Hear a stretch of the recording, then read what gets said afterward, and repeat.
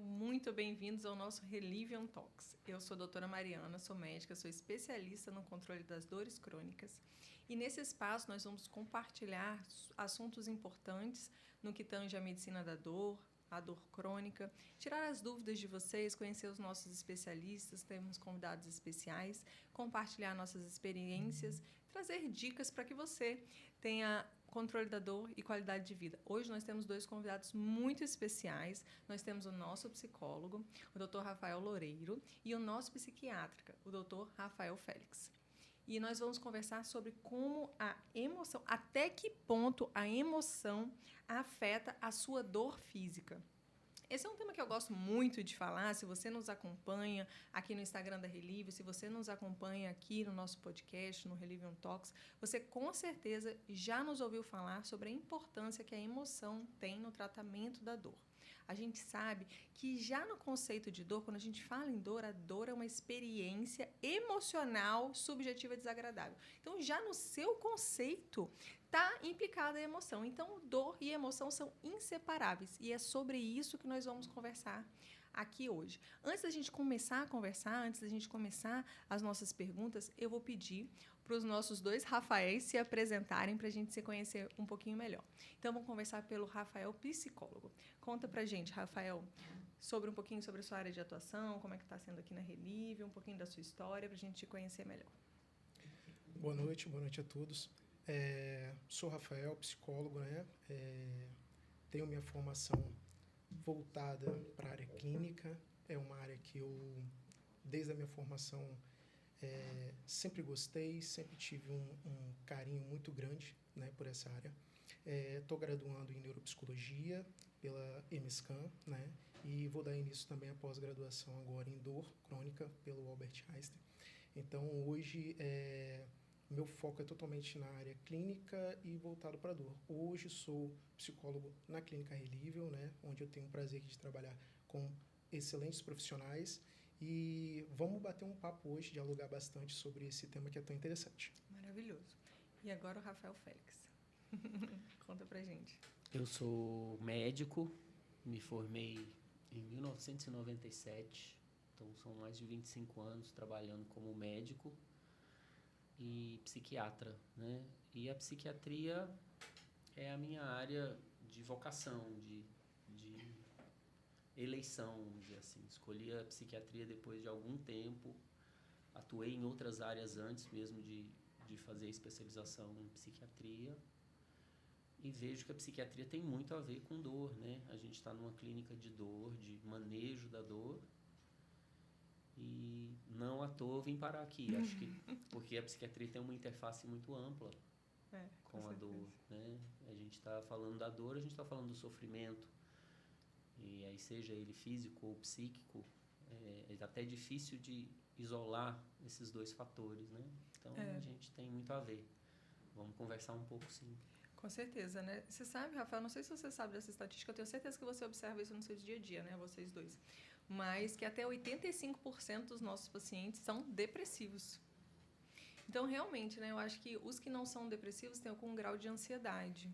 É muito difícil a gente ter um paciente com dor crônica que não tenha uma comorbidade psiquiátrica. Isso. É muito difícil a gente ter um paciente com dor crônica que não tem indicação de terapia. Até porque terapia, eu acho que todo mundo devia fazer terapia. Eu não sei se vocês concordam, mas eu acho que todo mundo devia fazer terapia. Até porque a terapia é um processo de autoconhecimento, né? É uma oportunidade, um privilégio, né? Um privilégio. Então, eu sempre falo isso para os meus pacientes, né? Ainda existe, né? A gente está em 2023 e ainda existe muito preconceito. As pessoas ainda têm essa ideia de que, às vezes, psiquiatra, né? Principalmente psiquiatra, eu acho ainda. Vou até te perguntar sobre isso. O que você acha sobre isso? O psicólogo, eu acho que agora está um pouco melhor. Sim. Eu acho que as pessoas não têm mais tanto essa barreira do psicólogo. Mas quando você fala em psiquiatra, as pessoas dizem, meu Deus, doutora, você acha que eu sou maluca? O que está acontecendo que você está me encaminhando para um psiquiatra? Ainda tem um pouco disso, Rafael? Certamente. E eu brinco com os pacientes que chegam, porque muitas vezes eu reconheço que eles chegam já tendo atravessado um monte de barreiras, né?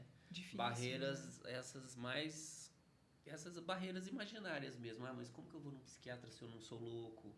Não vou não, porque eu não sou louco. Porque eu não sou, né? Então, se a pessoa chega, eu vejo que ela chega por uma necessidade, né? Porque realmente precisa. Não porque ela é louca. Porque isso está caindo, eu acho que isso também já está diminuindo, esse estigma, mas ele existe, né? A doença mental ainda tem esse estigma. Tem esse estigma e até esse conceito de doença, né? Porque a gente fala em doença, a gente já pensa numa coisa crônica de difícil solução, se é que tem solução. Mas, por exemplo, a gente já falando da dor, é natural que uma pessoa que entra na sensação da dor, ela evolua com uma reação depressiva, se isso se cronificar, ou no mínimo uma reação ansiosa, se isso é imediato ali, agudo. Né? Você está sentindo dor, vem uma inquietação, vem uma preocupação, que é do instinto de sobrevivência do ser humano. Então, essa reação, que a gente depois vai chamar de doença, ansiedade, ou de doença, depressão, na verdade, se a gente aliviar isso, né, tem até uma tentativa oficial de aliviar e a gente chamar de transtorno. Transtorno depressivo ou transtorno ansioso, para não estigmatizar, porque a pessoa, às vezes, na maior parte das vezes, inclusive, ela é uma pessoa sã e que, no entanto, está sob um transtorno depressivo por causa de uma dor ou por causa de uma dor, está com ansiedade e aquilo está se cronificando e aquilo está comprometendo o funcionamento psíquico no dia a dia, comprometendo a performance, né? A capacidade de trabalhar, de atuar, de estar com a família. Em todos os âmbitos vai ter um impacto, né? Então seria muito bom que as pessoas não olhassem com esse viés e falassem, eu vou num psiquiatra porque eu preciso de uma ajuda técnica para tentar resolver um peso que eu estou carregando a mais aqui, né? Muitas vezes isso pode ser desencadeado por um processo doloroso, físico, ou, né, uma doença crônica que leva a dor, alguma coisa assim. Ou, às vezes, o contrário, uma condição emocionalmente muito desfavorável, muito difícil, vai se, vamos usar essa palavra, vai se somatizar em dor, vai virar dor física. Eu não gosto dessa palavra. Né? Porque eu acho que é ruim quando a gente fala isso, porque as pessoas ainda têm essa ideia, né? O Rafael deve ter essa experiência aqui de que, ai, doutora, eu tô ficando maluca, a minha dor é da minha cabeça. Então, eu acho que às vezes quando a gente traz essa palavra... Isso, de falar assim, porque onde existe uma falta de aceitação do sofrimento mental ou emocional, uma falta de abertura para elaborar isso, a pessoa fica encalacrada e ela vai levar para o corpo o sofrimento que está num nível emocional mais sutil, ou está no mental, no emocional. Se isso não tem lugar de escape, não tem uma válvula, não tem uma elaboração, isso vai virar uma dor, vai virar uma tensão, vai virar uma enxaqueca, vai virar qualquer coisa, né? Aí a gente usa essa palavra somatização. Eu acho que é a palavra que é ruim, sabe? Isso que você falou, esse conceito, eu acredito plenamente, né? Eu tenho certeza disso, na verdade. A medicina tradicional chinesa já traz isso, né? A medicina tradicional chinesa é algo que existe há 5.000 anos. Então, a gente sabe que a medicina é a ciência das verdades transitórias. Então, hoje chega um remédio aqui, não, a pregabalina, nossa, revolucionou o tratamento da dor. Mês que vem você joga fora, não serve para nada. Então, assim, se você tem algo que está aí perseverando há 5.000 anos, é porque deve ter alguma coisa de muito bom nisso. E a medicina chinesa, ela traz isso, né? A emoção como nossa raiz de adoecimento. E eu acho que é muito por aí, isso é muito interessante. Muito interessante. Eu acho que tem muito disso. Vamos começar aqui com as nossas perguntas.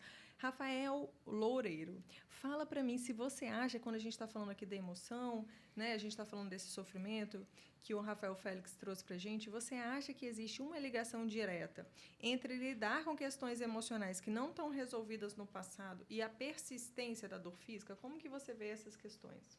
Acredito sim. Ela está totalmente ligada, né? Interligada, vamos colocar assim, né? A psicologia, a gente sempre vê uma questão da angústia que é causada por esse trauma, sendo ele do passado. O Dr. Rafael, ele trouxe uma questão muito interessante quando ele fala dessa questão do não entendimento. Na psicologia, a gente entende muito isso como uma palavra da angústia. O que é a angústia? É aquela sensação que eu tenho, mas eu não sei como explicar.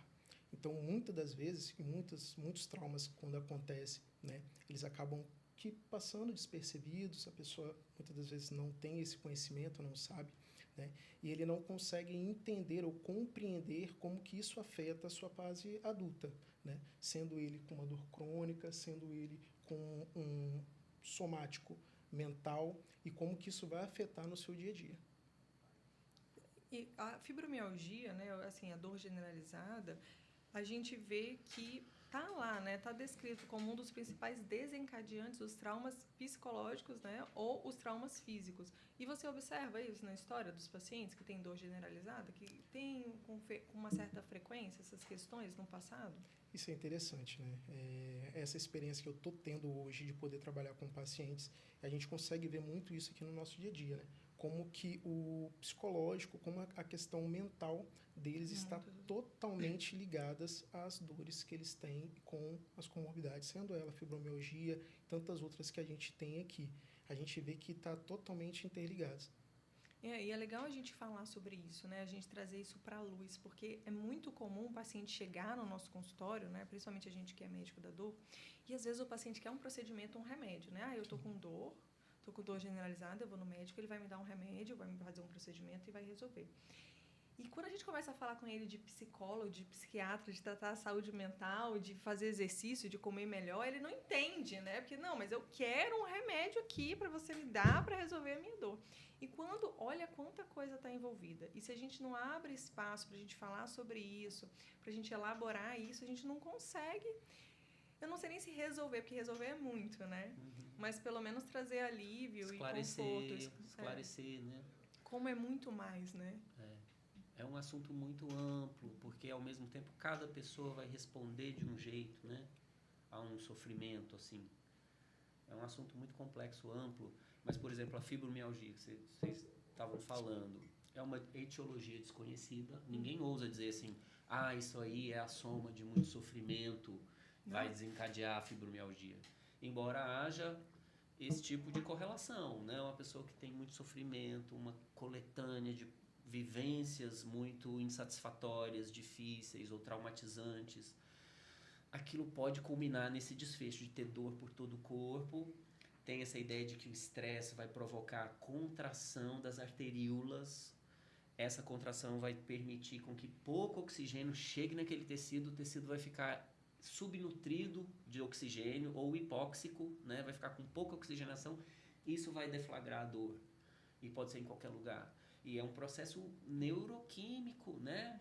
Fisiopatológico, fisiológico acontecendo, a pessoa não tem consciência disso, mas se ela ventila melhor a partir de uma atividade física ou mesmo de uma atividade respiratória mais intensificada, ela tem a possibilidade de mexer nesse mecanismo todo sem usar remédio e aliviar. E o remédio não funciona, né? Às vezes o remédio não funciona. Não, o remédio até porque funciona. tá tudo hipoxemiado, não chega, né, pelo sangue, tá tudo meio fechado, então você tem que abrir. Às vezes até uma atividade física regular, mas eu não aguento fazer atividade porque dói demais. Então começa fazendo alongamento, fazendo sob orientação, respirar com melhor, né, respirar mais fundo, respirar com mais intensidade, pode melhorar a oxigenação e favorecer de uma forma não medicamentosa, por exemplo, né? O remédio é uma evidência fraca, né? Evidência A, só atividade física. E a gente sabe, né? Vamos conversar mais pra frente sobre isso, como a atividade física é potente para as doenças mentais também, né, Rafael? Mas você falou algumas coisas que eu achei muito legais aí, que eu acho que a gente precisa falar. Você falou da questão do estresse crônico, né? E a gente sabe que, de fato, o estresse crônico está muito relacionado à inflamação crônica. E isso não é assim, porque eu acho e tal. É porque libera realmente citocinas inflamatórias e contribui para a inflamação crônica, que a gente sabe que é o mantenedor da dor crônica. Então, uma das coisas que mantém a dor crônica é a inflamação crônica. E a inflamação crônica que é mantenedora de todos os adoecimentos. Todas as doenças crônicas, né? Hoje em dia é difícil de falar uma doença crônica que não tem uma aliada da sobrevivência. Se a gente for pensar no processo agudo, a inflamação é uma necessidade orgânica de reação do corpo. Mas se aquilo não tem um propósito delimitado e um fim, aquilo se cronifica e adoece. Sim. É o que a gente sempre pergunta para os pacientes, né? Que a gente sempre procura trazer para os pacientes refletirem, porque a inflamação, ela é boa. A inflamação é como o nosso corpo cura, como o nosso corpo regenera, como o nosso corpo fortalece. A questão que a gente tem que se fazer é por que o seu corpo não está progredindo para esse estágio? O que está acontecendo aí que está mantendo esse processo? Será a sua alimentação? Será o seu sono ruim? Será o seu estresse crônico? Será a saúde mental? E daí a gente tem que buscar na história do paciente o que está mantendo aquilo ali, para fazer sentido para o paciente. E uma outra coisa que você falou que é muito importante que a gente entenda é que as vias da dor passam dentro das vias da emoção. Então, é impossível. Hoje mesmo, antes de vir para cá, eu dei uma atrasadinha, porque eu estava conversando com uma paciente e ela falou para mim isso, que ela não conta mais. É muito comum isso, né? O Rafael, eu vou perguntar para o Rafael depois, ele vai falar, mas esse comportamento é muito comum nos nossos pacientes. Eu não comento mais com ninguém que eu estou triste, irritada, porque eu não quero ser a chata, porque ninguém me entende, porque ninguém me escuta. Porque ninguém me aguenta mais. Porque ninguém me aguenta mais, né? Então, eu não quero mais falar sobre isso, eu não quero mais falar sobre a minha dor. E eu conversei com ela e falei, não, mas olha, é uma paciente muito querida minha, eu falei, olha, isso não é porque é sua vontade, né? Isso não é porque você quer ou porque você não quer, é porque as vias da dor, elas andam junto das vias da emoção. A gente tem vários lugares no cérebro que são compartilhados. O córtex pré-frontal, o giro do cíngulo, a amígdala, um monte de nome complicado que são compartilhados tanto pelas vias da dor quanto pelas vias da emoção. Então, é impossível uma pessoa que tem dor o tempo inteiro ser mais triste, mais irritada, mais ansiosa. Então, isso não depende de você, não é da sua vontade, né? E a gente precisa falar disso também. Como que você vê isso nos pacientes, Rafael? Assim, você observa isso? Que elas desenvolvem esse comportamento? Não quero falar, não quero mais, sou chata. A gente vê muito aqui, né? A gente vê muitos pacientes. Inclusive, a gente estava conversando, né, segunda-feira passada, numa reunião, sobre isso, né? Como que muitos dos pacientes, quando a gente vai conversar, perguntar como que está o dia, como que ele está se sentindo, eles falam, tô bem, né? E depois, quando a gente chama para conversar um pouquinho mais no particular, a gente vê como que eles estão ali já cansados, vamos colocar assim, exaustos, né? Em relação a como eles falam isso para as pessoas. Porque eles falam assim, poxa, chega num momento que eu estou tão exausto que eu só sei falar, tá tudo bem. Porque parece que toda vez que a pessoa me pergunta, eu estou mal, eu não estou melhorando, eu não tenho uma perspectiva de melhora. Uhum. Então, isso acaba afetando diretamente o emocional deles. Então, muitas das vezes acabam agindo de uma forma automática mesmo. Você pergunta, tô bem. E ali tá com, né, um olho lacrimejando, você vê que está numa situação de dor, você vê que está numa situação de sofrimento, né? E como que isso acaba impactando diretamente neles. Isso é legal que você falou, né? Porque acaba prejudicando, aí entra num outro ciclo, né? Como a dor é complexa, porque acaba prejudicando os seus relacionamentos. Verdade. Então, o que a pessoa acaba fazendo? Se isolando socialmente. Sim, inclusive isso é importante, né? Como você falou, 85% dos pacientes, pelo menos que a gente tem aqui, até mesmo na literatura, a gente vê como que é a grande, né, comorbidade em relação ao transtorno depressivo e com ansiedade, né? Sendo a ansiedade, dentro delas, a fobia social, que está dentro da TAG, né? Transtorno de ansiedade generalizada. E a gente vê muito isso também, esse afastamento, essa questão de eles se fecharem no círculo deles, eles acreditarem que eles estão dando um trabalho para os parentes, para as pessoas que estão próximas. Então, essa questão que está voltada muito de não incomodar ou de ser um empecilho na vida de alguém, isso acaba afetando diretamente a saúde mental deles também, que é algo que a gente trabalha muito aqui.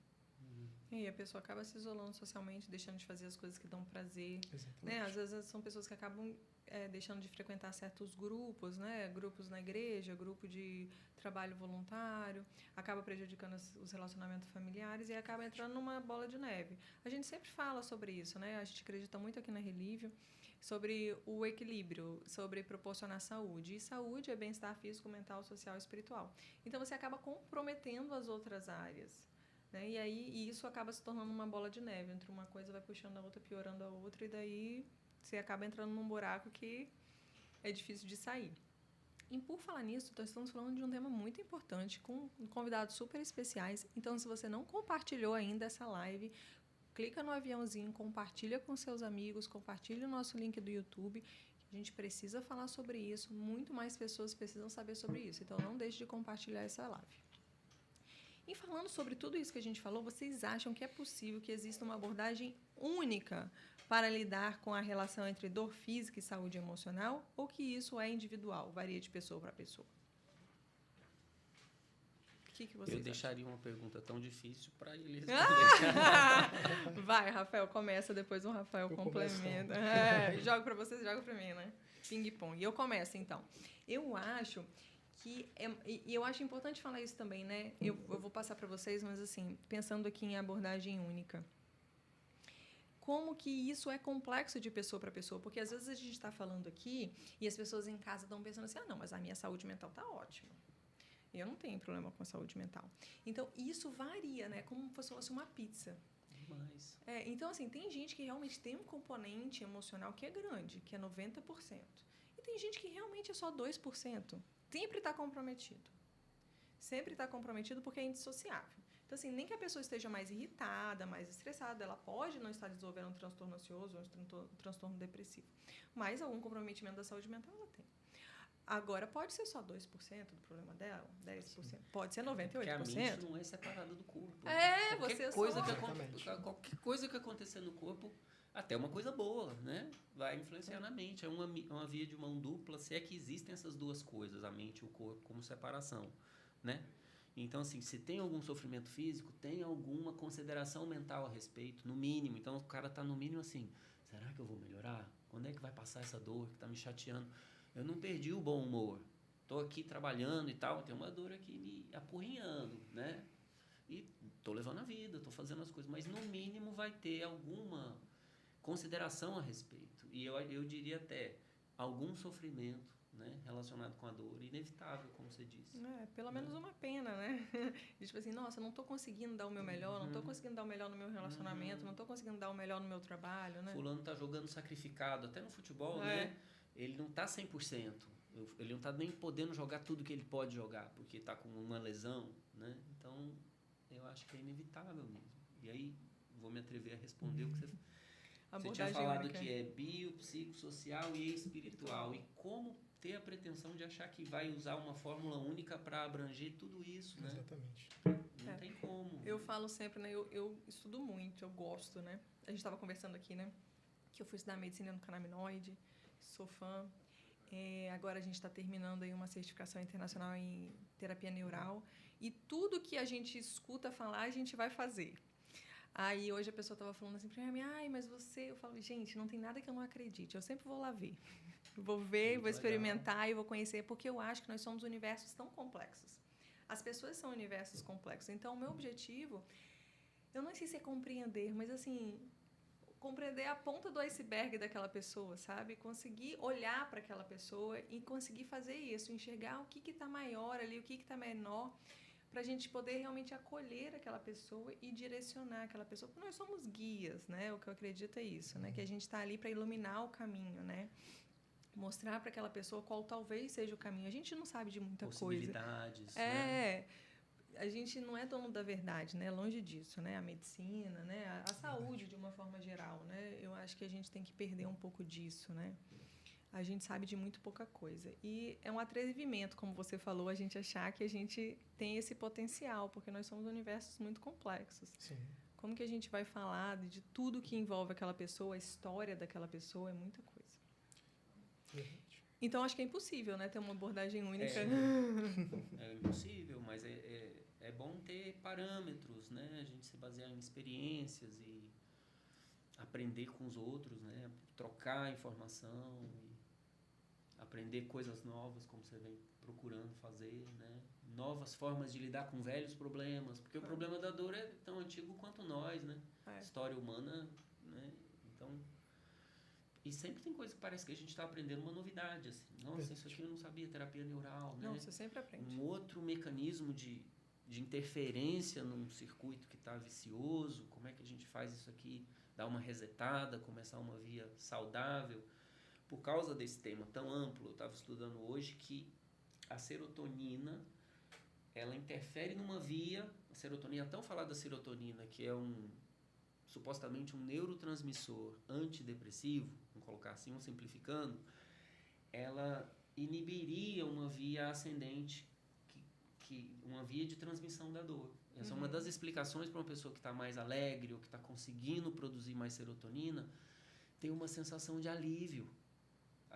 Aquela mesma dor crônica ficar um pouco atenuada, porque ela está conseguindo se alegrar com outras coisas, fazer outras atividades, diversificar um pouco para sair daquela repetição ali. Então, é uma dessas demonstrações que você falou, que tudo meio misturado, né? A via da dor com vias emocionais ou neurotransmissores que estariam implicados na condução da informação dolorosa, interfeririam na condução das sensações, das emoções, tudo, é muito difícil a gente sabe que a gente não conhece isso tão a fundo, né? Essa que é a verdade. Eu acho que a gente sabe muito pouco, sabe, Rafael? Eu sou muito dessas, assim, eu acho que a gente sabe muito pouco, por isso que eu sou meio assim, porque eu acho que a gente sempre tem que estudar mais e conhecer mais, e eu sempre me surpreendo. E é legal isso, eu acho que isso é a beleza da equipe também, né? Porque a gente sempre aprende com as outras pessoas. E o dos cursos é isso também, né? A gente aprende com a experiência das outras pessoas, como é rico isso, né? E como quando a gente tenta se despir, né, dessa arrogância do saber, a gente aprende cada vez mais, tem mais oportunidade. Tem até uma pergunta sobre isso que você estava falando, que é qual é o papel da dopamina, da serotonina e de outras substâncias químicas cerebrais na modulação da dor e do estado emocional? Profunda essa pergunta, né? Pois é. Isso se a gente pressupor que a gente sabe direitinho o que a dopamina faz, ou que a gente sabe direitinho o que é a serotonina e o que ela faz, porque talvez isso ainda não esteja totalmente esmiuçado. A gente tem alguns, assim, supostamente a dopamina estaria relacionada com a sensação de bem-estar e recompensa, prazer e recompensa, não é isso? E a serotonina com entusiasmo, com a vitalidade. Então, qual é o papel da dopamina e serotonina? Eu acabei de falar um pouco, né, que eu estava lendo lá que a serotonina ela tem uma atuação inibitória na sensação da dor. É como se ela tivesse uma ação de tamponamento, de atenuação da percepção de uma dor, né? E eu acho que a dopamina pode fazer um papel parecido também, né? De gerar uma sensação de mais bem-estar, alívio, né? E a gente repara isso, né? A gente repara isso. Né? Isso tem vários trabalhos que mostram, né? Que tem duas coisas que eu acho muito legais, né? Que uma é a catastrofização, né? Que é a questão do pensamento, né? A gente tem trabalhos científicos que mostram isso, né? O paciente com perfil de catastrofização. O que é catastrofização? É aquele paciente que acha que tudo vai dar errado.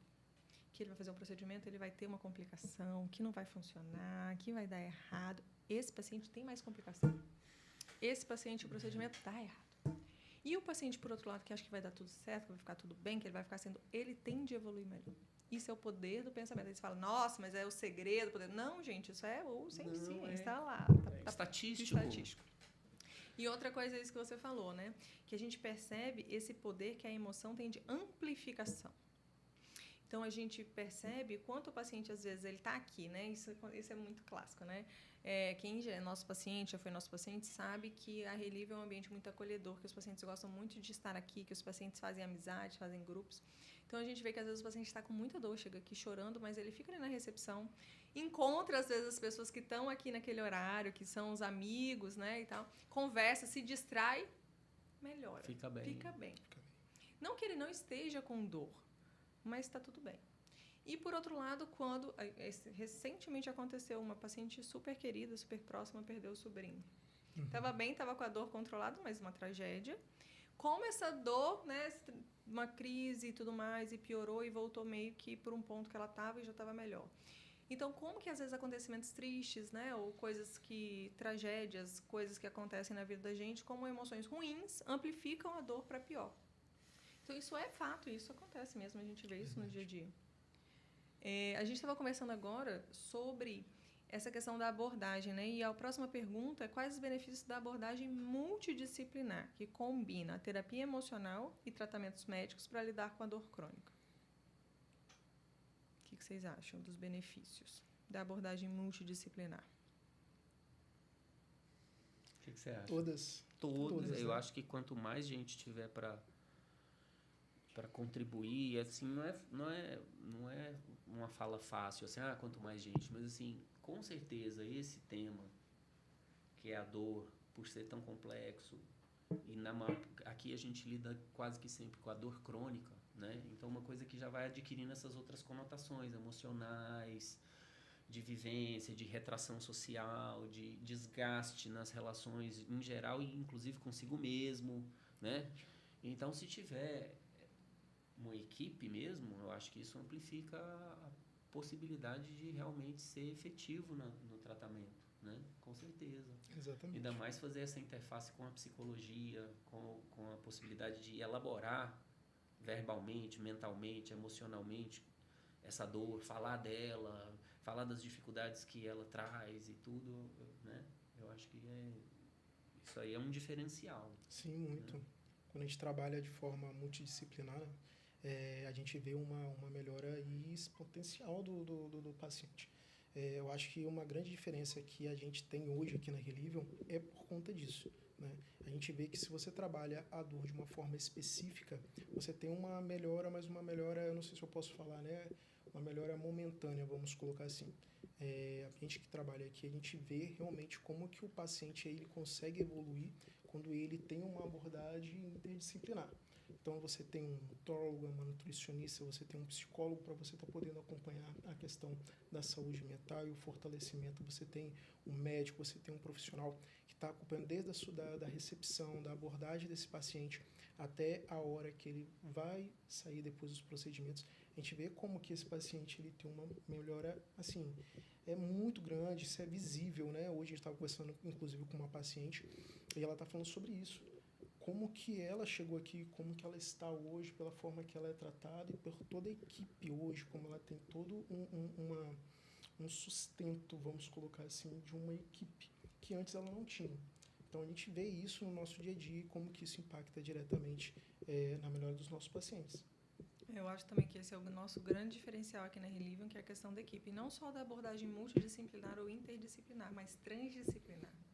O que é a diferença? Multidisciplinar, por exemplo, você vai no médico, o médico fala assim para você, você tem que fazer fisioterapia.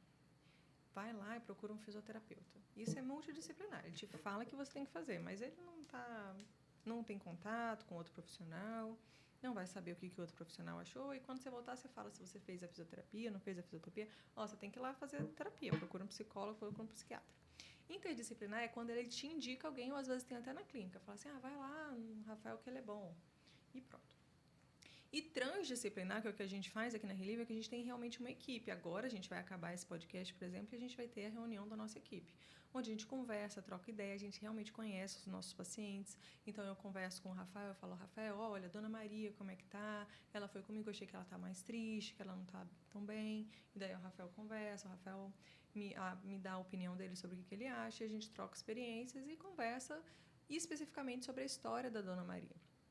E, além disso, aqui na Relivion, a gente tem realmente essa ideia, né, de abordar os universos complexos que são as pessoas. Então, a gente procura ter, não sei se o maior número de profissionais, mas é a maior diversidade de especialistas que possam realmente interferir no cuidado da dor de forma integral.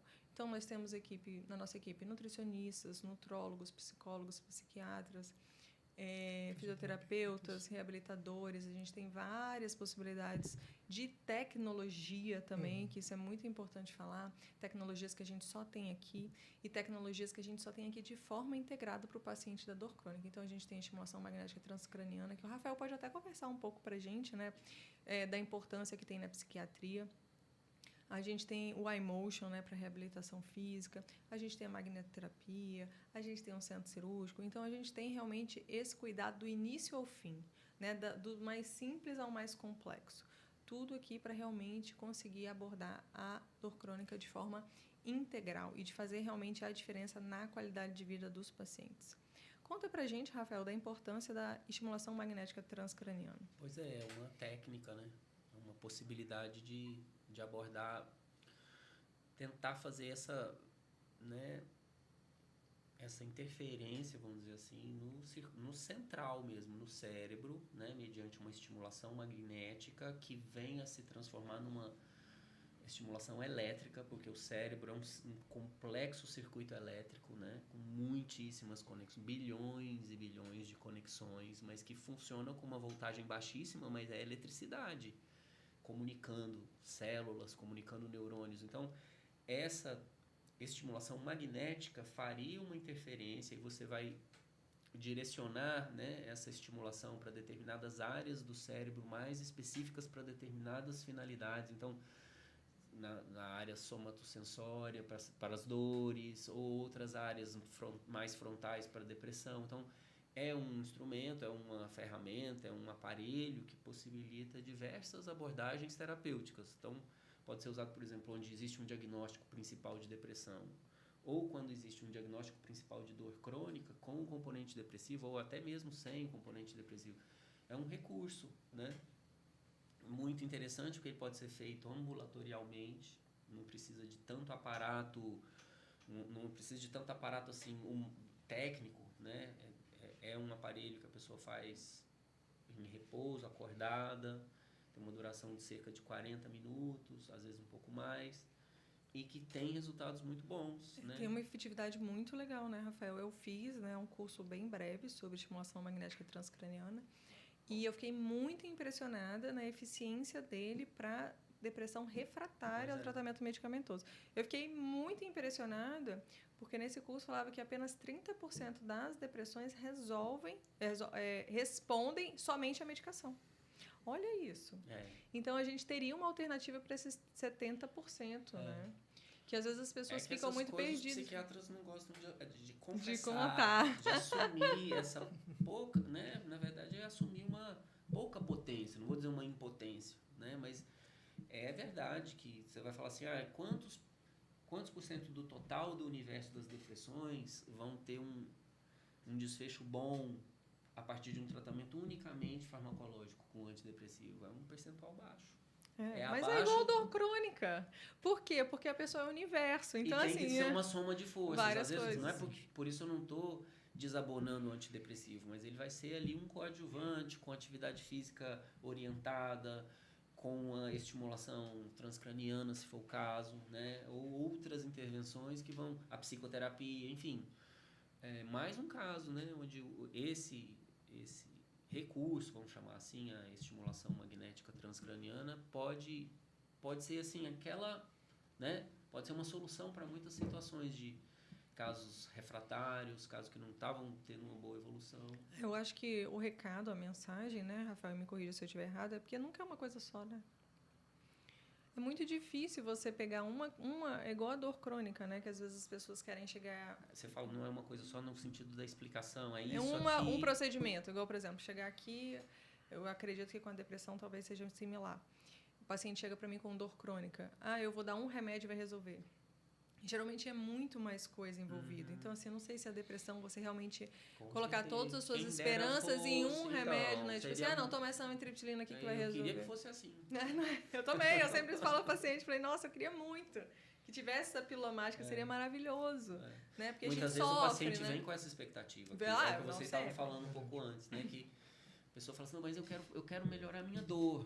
E tem todo um pano de fundo, tem todo um contexto que precisa ser considerado para chegar nesse final. Então, às vezes, é hábito alimentar, higiene de sono, relações humanas que precisam ser, né, melhoradas.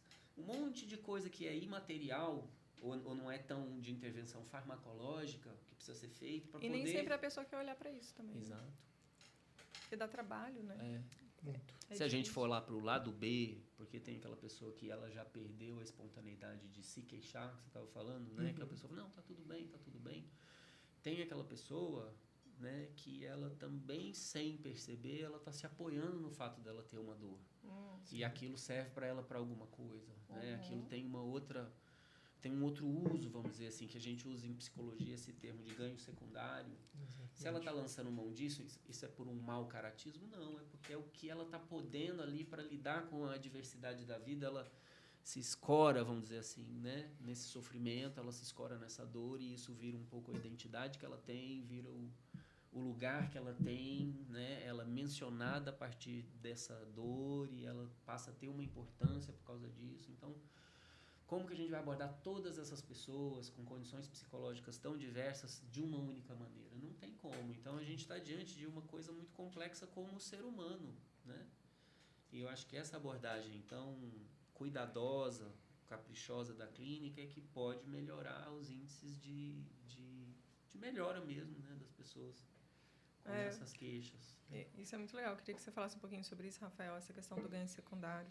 Eu tenho um caso que não é, eu acho que é um pouco fala sobre isso, mas é um pouco mais do que isso, assim. Não é um caso incomum, né? Mas foi bem no início, né? Quando eu comecei aqui, me surpreendeu muito.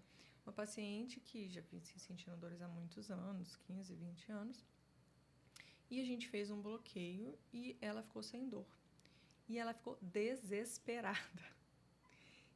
E chegou aqui e falou assim, eu não sei quem eu sou sem essa dor. Não é estranhíssimo você Eu falar não isso, sei né? o que eu faço. Ela tirou a dor dela, ela surtou realmente, assim, né? Uma dissociação, não sei qual foi o fenômeno psicológico que envolveu aquilo, né? O nome correto. Mas aquilo me deixou, assim... Hoje eu já lido melhor com isso, mas na época eu não conseguia entender, né? Foi logo quando eu comecei, eu fiquei, gente, mas como se tudo que ela queria era ficar sem dor? E ela ficou sem dor e ela não sabia mais qual que era o espaço ela não sabia quem ela era mais. Porque ela era a dor e ela se identificava com aquela dor de uma forma muito profunda. Verdade. É muito complexo, igual o Dr. Rafael falou, é muito complexo. Por quê? Porque se a gente parar para analisar um pouquinho, a dor, ela está ali por algum motivo. E provavelmente a gente sabe que tem uma correlação aí em relação à saúde mental. Já começa por isso. Então, algum tipo de problema, tanto familiar, extra, trabalho, tudo isso vai interferir. Traumas, isso vai interferir. Agora, olha que interessante. Quando a gente fala do ganho secundário, que é o que tu estava falando, de fato se cria uma identidade. Por quê?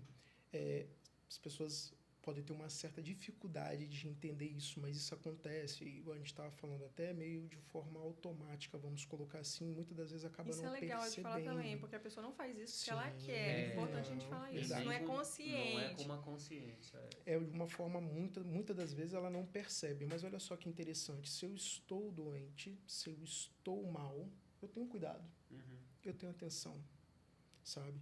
Eu tenho até, vamos dizer assim, é legítimo, né? Exatamente. Eu me sinto legitimado nesse tá ocupando a atenção do outro, tá demandando que o outro me ajude. Eu tenho uma identidade e a partir desse momento eu sou importante para alguém. Eu faço parte, eu sou pertencente a algo. Isso é muito interessante porque dentro da psicologia, principalmente na área da psicoterapia, a gente vê muito isso.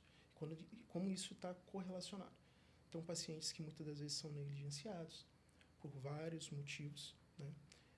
A gente vê isso no nosso dia a dia, né?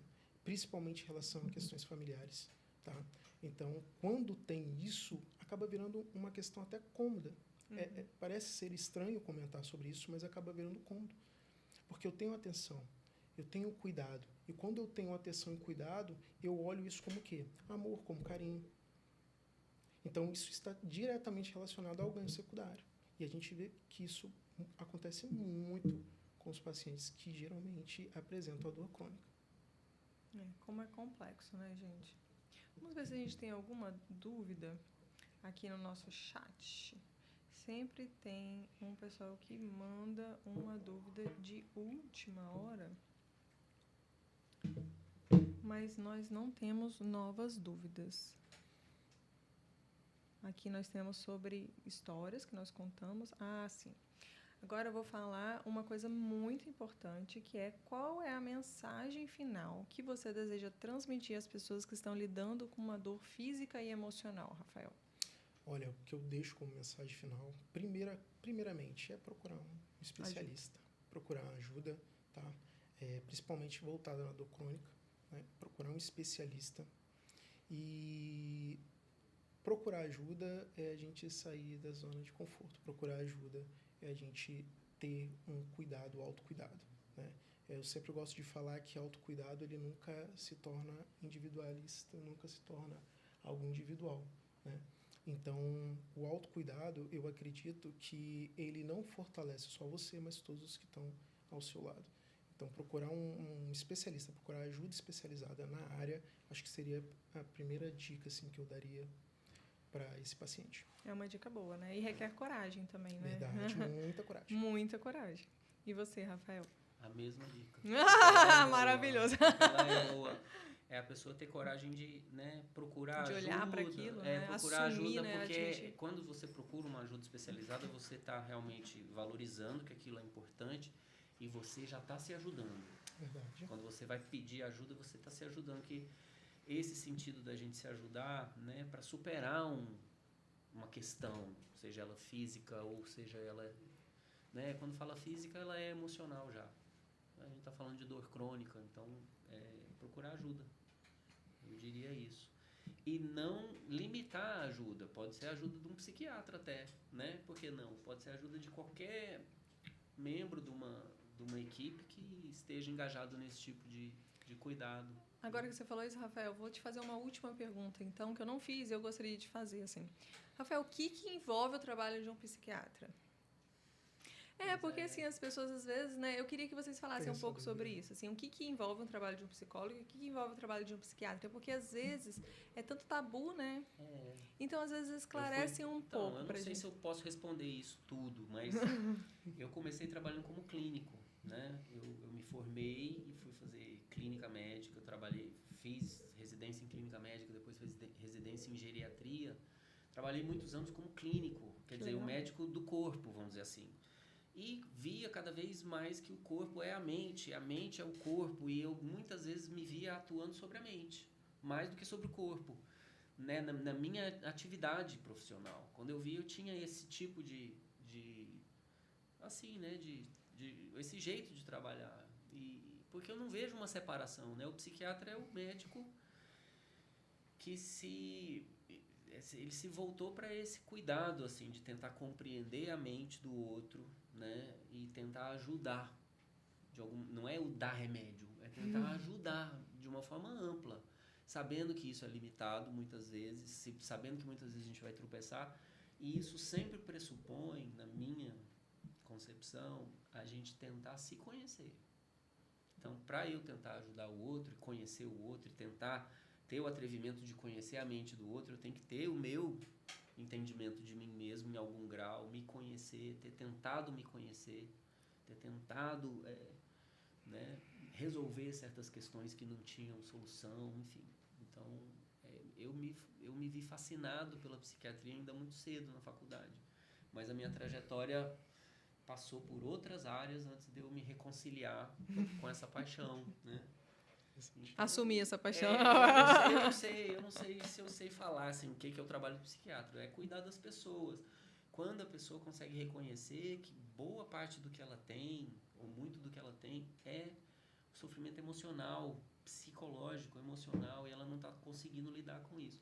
Não significa que ela é louca, né? E o que é ser louco também, né? Você fala assim, louco, mas né, o que seria isso? Então, é até às vezes para ela não ser louca que ela vai no psiquiatra, para ela se centrar, né? Conseguir ter uma atuação psíquica mais satisfatória para ela, para os outros, se relacionar melhor com ela, com o mundo. Então, dá para ficar falando sobre isso, então, né? Maravilhoso, adorei.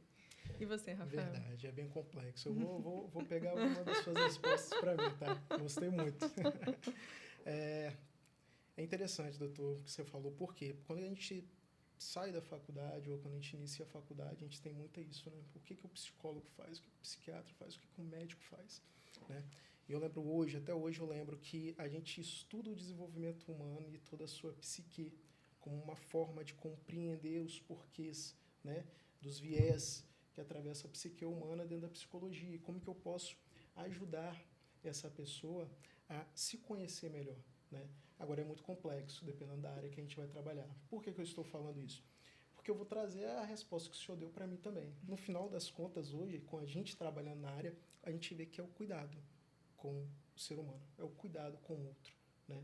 É eu estar no lugar dele, não através dos meus olhos. A gente fala muito da empatia, mas é de fato eu trabalhar a dificuldade do meu paciente de acordo com a sua possibilidade, com a sua visão, dentro da sua limitação. A gente falou muito hoje sobre essa questão da singularidade. De fato, cada um é singular. E cada ser humano, cada pessoa, ela tem o seu processo de modo subjetivo e único. Então, eu compreender, ou seja, quanto mais conhecimento eu tenho, mais eu posso auxiliar a essa pessoa, ao meu paciente, a ele ter uma melhor qualidade de vida e se compreender melhor.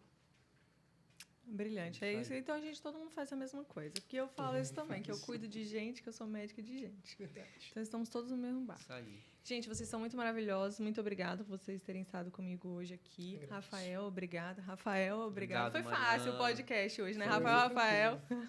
Foi muito legal. E você teve uma condução condução e participação muito habilidosa. Verdade, Mariana sempre Vocês são muito gentis. Né? Vocês são muito gentis. Muito obrigada.